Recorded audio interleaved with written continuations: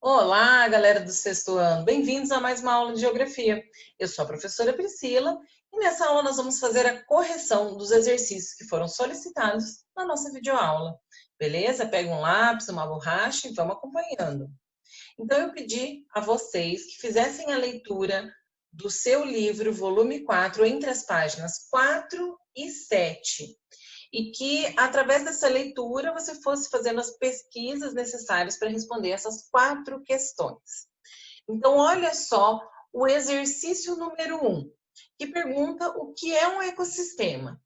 O ecossistema pode ser definido como um sistema composto pelos seres vivos, que é o meio biótico, que tem vida, e o local onde eles vivem, que é o meio abiótico, que não tem vida, que é o solo, os climas, né? Onde estão inseridos todos os componentes não vivos do ecossistema, como os minerais, as pedras, o clima, a própria luz solar, etc. E todas as relações destes com o meio entre si.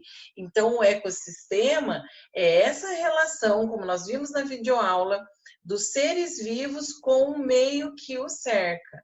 Aquelas condições, os seres abióticos, né, as rochas, os minerais, a luz solar, a temperatura, a quantidade de umidade, tudo isso interfere para que determinadas vidas, né, seres vivos, consigam sobreviver naquele local, certo? É um ambiente menor do que o bioma, porque o bioma, ele é um conjunto de ecossistemas, um local com características de clima, relevo, vegetação, solo e fauna semelhante. Então, um bioma ele é formado quando o conjunto desses elementos eles são semelhantes. E aquele tipo de bioma ele não se forma em outro lugar, porque naquele local o tipo climático é o mesmo, o relevo é o mesmo. Então, olha, por exemplo, aqui o bioma da Caatinga. Um local com pouquíssimas chuvas durante o ano, altas temperaturas, solo raso, arenoso.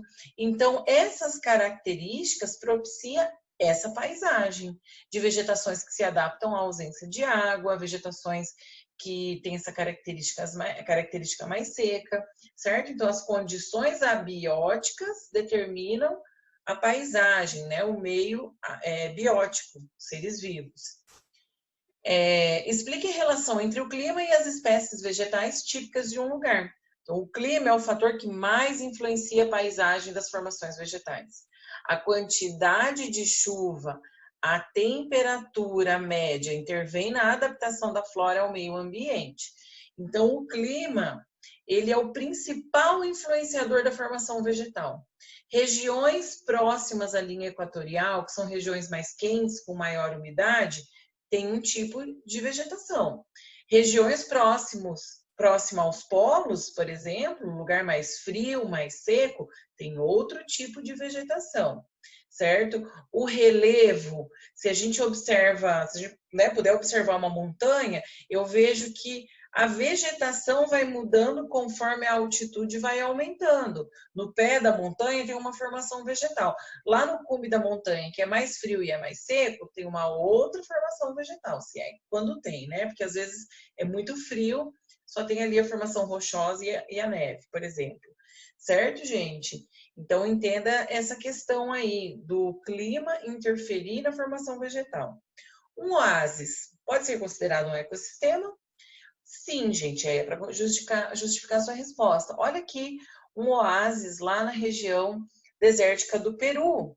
Observem, olha, é tudo areia, condições muito seco, né? E condições que não há como desenvolver vegetação. Mas ao lado desse lago, que é quando a água subterrânea, né, alcança a superfície e forma esses lagos no meio do deserto, olha só ao redor desse oásis. Então, forma uma vegetação típica que é só encontrada ali nessa condição, ao redor dos oásis no deserto. Então, aquela característica ali deu origem a essa formação vegetal. Então, olha, sim, os oásis são lagos de águas subterrâneas que afloram a superfície meio ao deserto. Nessa região, forma-se uma vegetação e fauna característico e fauna característica, desculpa, e diferente da vegetação e fauna do deserto. Beleza, gente? Eu espero que vocês tenham de verdade aí conseguido compreender esse conteúdo.